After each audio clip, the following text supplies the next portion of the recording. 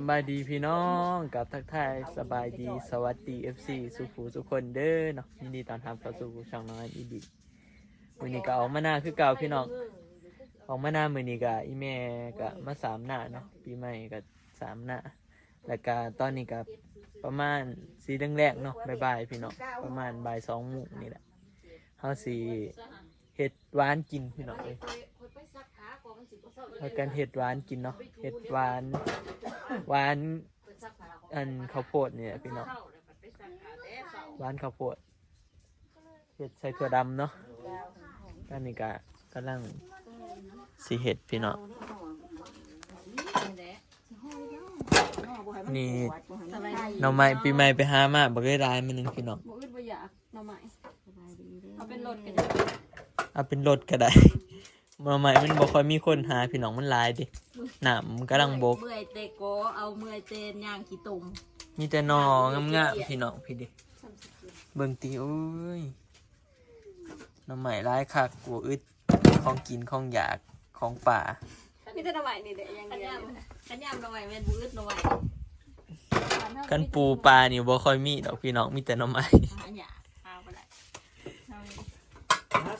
สบายดีไหมพี่น้อง จะสิมาแต่หาหน่อไม้กับปีเมื่อยจะสิเฮ็ดหวานกินซอยอันนี้ก่อนซอยเขาจะว่ามากอีหยังซะร้อยโอ้มันข้าวโพดเนาะสะร้อยหมักซะร้อยนี่เด้แต่ว่ามันก็บ่ได้ต่างกันจากข้าวโพดดอกพี่น้องแต่บ้านเฮาเอิ้นสะร้อยบ่ได้ข้าวโพดกับข้าวโพดแต่แบบหมากมันบ่ต่างกันแบบเหนียวได้ตัวนี้ค่ะแซ่บได้แซ่บกว่าข้าวโพดได้หมักซะร้อยแซ่บกว่าข้าวโพดคือกันนี่อันจะมาซอยต้นใหญ่ต้นใหญ่บ่แม่ต้นใหญ่ดูนะแซ่บคะแนนตกมันผุต้มให้มันเปื่อยก็พอพยายามจะมันแก่เป็นแข็งๆบ่แซ่บแก่กะคันเฮาต้มผุมันก็แซ่บมักซะร้อยนี่แซ่บได้แต่ว่าซื้อเขาตะเขียนมาใส่นะแม่บ่ได้เขาตะเขียนเขารสช่องเขาซาคุอันนั้นพูนมักซาคุที่แล้วเดืองผุนเอามาแต่พอซื้อมาพอประจักษ์มันกระลายแม่ก็ว่ามันลายเลยดำน้ำนี่ก็กินบอมันจังแสบใส่เนี่ยละน้อยกินได้กระเวนซาคูคล้องแทะนะเขาเห็นมาจากต้นอันนะคะต้นไม้ค่ะแซ่บเขาบ่เคยได้กินเขาว่ามันแซ่บตัวเขาได้กินค่ะมันเป็นแป้งเขามาเห็ดโอ้ที่มันเป็นหน่วยครับบอที่มันเป็นสีขาวๆครับบอยำกึดครับบอหมดแม่เขาตะเคียนแหละอันนั้นยำเขาตะเคียนเทศมาจากอันนั้นได้เซยใช่บอลูกเต่าเลยค่ะลูกเต่าใช่มันเทศมาจากธรรมศาสตร์ได้บอแบบต้นมันบอมันเป็นต้นเขากัดมันคล้ายๆต้นปาล์มคล้ายๆต้นมะพร้าวเขาก็ตัดเอาตัดเป็นท่อนเนี่ยเขาก็มาขูดแล้วก็มาปั้นเขาบ่เคยกินเนาะเขาบ่เคยกินจากต้นมันเขาว่ามันแสบมันราคาแพงแต่พวกเขาบ่เคยกินมันราคาแพงมันก็สิบ่แพงปานใดดอกแต่แบบมันหายากมั้งบ้านเฮาเขาบ่อันนี้แม่อยู่กรุงเทพแม่ก็บ่เคยกินดอกสงสัยมันราคาแพงบ่ได้กินง่ายเอามันของแท้เจ้าก็สิฮู้บ่ล่ะเขาเฮ็ดอยู่ในบ้านก็สิบอกว่าเฮาบ่ฮู้คันเฮากินมันบ่ค่อยเขาบ่ได้เอาของแท้มาแล้วเขาแม่นเขาเอาเขาตะเกียบจากแป้งมันเห็นได้เขาไม่เฮ็ดอย่าเฮากระแสบนะแต่ว่าบ้านเฮาบ่มีอันนั้นเด้อข่อยอยากลูกแหวแม่ลูกสมหวังค่ะแหวหัวบ้านเฮาบ่มีข่อยอยากนะคะจะมากินบ่ข่อยมักข่อยผัดบ่มักมันเบ็ดนี่ก็ดูอยู่ดอกเบ็ดก็อยากอันนี้มันจะค้างน้ำข้างคางเฮาน้ำเดือดแล้วเฮาก็เอาใบเตยลงก่อนเดี๋ยวเขาสิเอาน้ำตาลลงเดี๋ยวให้ใบเตยออกฤทธิ์ก่อนฟ้าเตยหอมก่อนอันนี้ที่เฮาซอยแล้วเนาะพี่น้องมักสลอยเสียมักสลอยลงสลอยเฮาบ่ได้หนึ่งก็ลงสดเลยบ่ได้ต้มก่อนเฮาสิต้มใส่ถั่วดำนะก็เฮาสิใส่น้ำลายให้เฮาสิต้มให้อันนี้มันเปื่อยพี่น้องเฮาเลยใส่น้ำลายเกลือมันสลอยเฮาผูก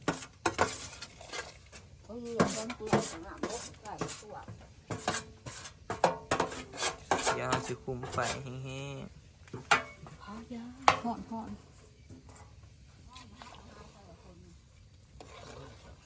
ปลาพอแล้วนัดฟ้า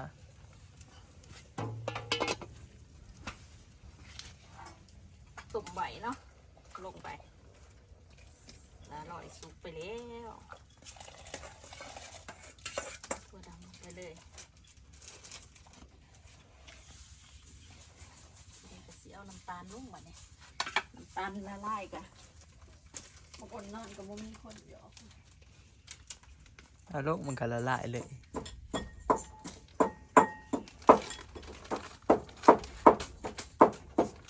น้ำบ่ท่วมได้กินเฮ็ด น้ำมันจะออกข้างนู้น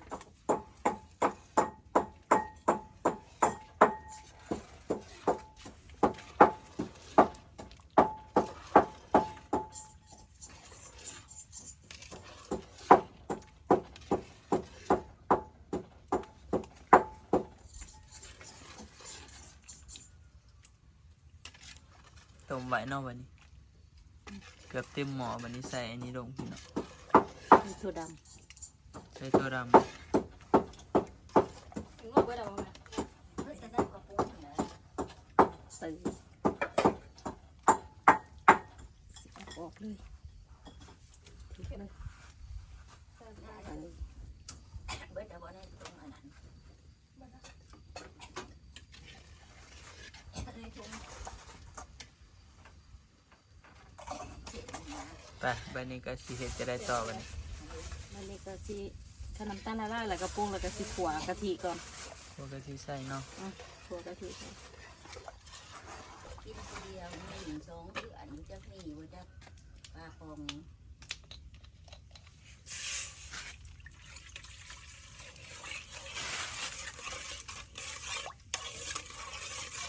สเก็ตให้เรื่องเรื่องมีการคิดว่าลบที่คาด เดี๋ยวเอาเกลือใส่ก่อน ท่าทางเลยเอาสเก็ตก็ได้หน่อยได้ได้ เฮ็ดทางไหนบ่ เอาทางมือหรือทางข้างมือทางโอ่งทางดาวเอา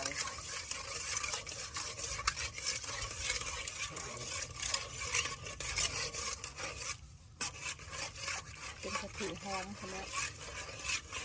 เพราะเราจะมีเจ้าให้นั่นน่ะเราอยู่ มาพี่น้องตอนนี้เราขัวกะทิแล้วแหละแล้วเราก็จะเอามาเท ขวด ใส่ น้อยๆหนึง เป็นให้นี่เนาะ อยากได้ขวดนี้ใหญ่กว่านี้ก็บ่ได้หอมเลย เดียบทางไปหันแม่นเบิด สุดก็หุ่นบ่ ชุดไปหันแหละ หอมใช่ไหม เพราะว่าบ่สุดค่ะสุดนั่นแหละเนาะ ชุดไปหันแล้วก็ชูกับเขาหันก็ได้ น้ำเล็กร้ายโผดพี่น้องเอ้ย ก็ให้เขาบอกว่า โอ้เขามีเขาอันนั้นเนาะสาคูเนาะ ใส่น้ำร้อนก็ได้นะฮะ สาคูนี่ใส่น้ำหลังก็ได้ นี่เราก็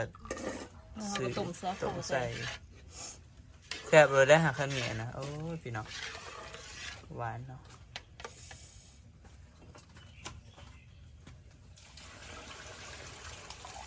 กินได้เลยได้มันเยอะถามมันเย็นก่อนจะหน่อย ลองก่อน พี่น้อง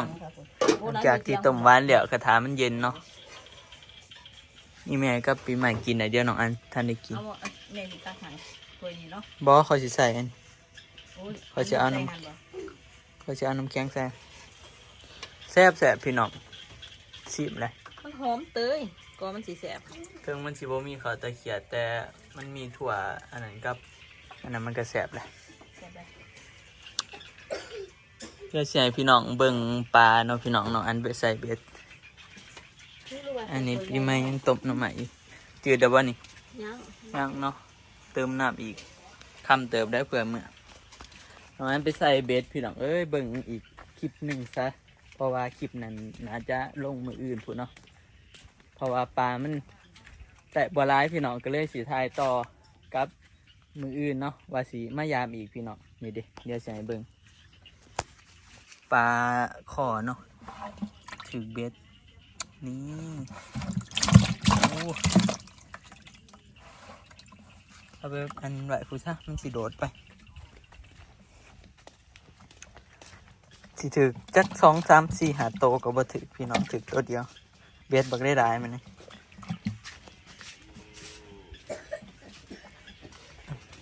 เอาแบบนี้ซะมันสิโดดไป มัน โดดได้ปะก่อหันใด ตัวใหญ่เติบ คือบ้านอื่นไอ้ซ้ำนี่หันนู้นเต็มดิ้งอยู่แล้ว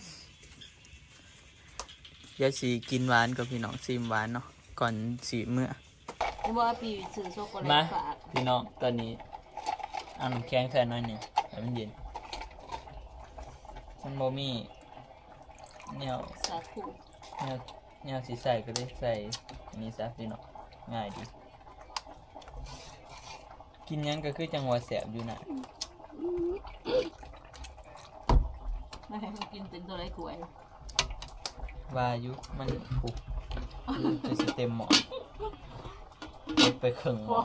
พอกิน3 รอบแม่ก็กิน3 รอบ ซีมพี่น้องแสบได้ จับเนาะ บ่เย็นจังน้ำแข็งถามมันเย็นกันน้องวันกินบ่ พอกินเนาะ อ่ะ เอาหน้า โอ้ย อย่าเห็ดเหี้ยใส่เสือที่หลูกมันก็เปื้อนแต่มาหนอง จังหน่อยก็สิเมื่อพี่น้องเลยเนี่ยใครจะไปใส่หมูนี่บ่กูรักใครหน้าบ่ เที่ยงใส่เด็กก็กินเลยไม่ผสมหวานเขา เขากับบอยนั่นเนาะถ้าน่าใส่เพียกใส่หม้อในหัวกระสือ เราบ่มีจิมีบอกใส่บ้างหวยก็สุดๆเนาะ ไม่ถือเสือจุ๊ ไอ้ครูเอาหม้องจอนมาหมาใส่ไว้ไอ้เบี้ยงกูมาดังหนึ่งนี่เด้นี่เนี่ยมันจะขึ้นจากเละตุ่มเปะขึ้นจะได้มันเอาหน้าออกเลย ช้างทิ้งเหรอ บอกซีดนะบอกยังไงคนประเทศไหนซีดสั่งมันบกแม่น้อยหนึ่งกับบ่หนามสอง ไปพี่น้องเจ้าหน่อยเฮาก็สิเมื่ออันเนาะมันค่ำเลยเจ้าหน่อยก็สิเมื่อบ่าย นี่แม่อันนี้เอากระตาเมื่อ แต่ว่ารถข่อยบ่มีตาแล้วอีปีขี้ข้าน่ะเมื่อติปี รถตัวไหนก็มีตา มี ตากับไปซ้าย บ่อยู่มืดบ่ค่ำดอกเอาเมื่อรถเพราะว่ามันสิบ่เห็นหุงยามเบ็ดไปบ้านเนี่ยน้องอ้น ไม่บ้านเลยดินะไม่ไหวอันนี้ มาคู่มือเด้อมาคู่มือเด้อหน้าหน่อยเด้อม่วนบ่ม่วนอยู่วะล่ะว่าก็ยิ้มน้ำตีม่วน ม้วนกับยิ้มนั่นเลยดิ ม่วน อันเขาเงินยื้อเลยลูกโอ้ยยิบ ต้มหน่อไม้น้ำพี่น้องถ้าเอาต้มหน่อไม้เลือดเมื่อเลิกถ้ามันบกถ้ามันจืด ยังหัวบุรุษเลยเนาะได้เกิดผู้ใดน้ำมันเอาลูกน้ำตีคอย อีเมเมื่อก่อนเนาะน้องอันเมื่อน้ำหลังเดี๋ยวสิยามเบ็ดกันปลาเดี๋ยวสิถือเมื่อเองก็ได้ โอ้ยเอาเมื่อเลย เอาเมื่อเลยค่ะเอาเมื่อเลยใส่ทงยางแต่ว่าบ่าวเขาสิถือขู่เมื่อ แม่มีอยู่ โอ้เดี๋ยวมันก็เศร้าเย็นคือเก่าเอาปลาเมื่อพี่น้องปลาได้2 ตัวเกือบมันบ่ได้ดีแล้วมันได้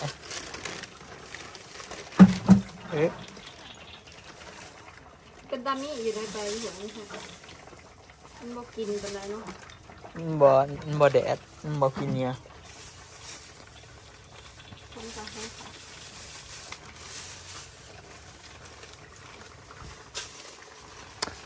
นี่พี่น้องถ้าหมอน้ำใหม่จืดเนาะก็สิเอาน้ำใหม่เนี่ยต้มน้ำใหม่เบิ่งหมอก็ดีพี่น้องเบิ่งดิส สู่ชีวิตแห้งหมอนอยู่นะ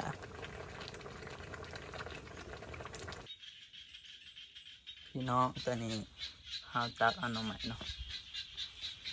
ตักเอาหน่อไม้ใส่กระตาเดี๋ยวเฮาก็สิกลับถามันจืดมาแต่ไปอันนี้พี่น้องไปเสียบเหงื่อเบ็ดไว้เนาะไว้ยามมื้ออื่นเพื่อว่าได้ถ่ายคลิปนะพี่น้องไปแล้วแหละเดี๋ยวเฮาสิเมื่อมีแต่หน่อไม้ของที่เฮาสิเอาเมื่อก่อนพี่น้องมาเนี่ยไปพี่น้องแล้วก็สำหรับคลิปนี้ก็สิได้จบเพียงเท่านี้แล้วเด้อเนาะขอบคุณขอบใจ FC เบิร์ดสุภูทุกคนพี่น้องที่เข้ามาติดตามรับชมน้องอันจะจบคลิปเนาะเดี๋ยวเอาไว้พอกันใหม่คลิปหน้าเด้อพี่น้องสำหรับคลิปนี้ก็ขอตัวลาไปก่อนเนาะ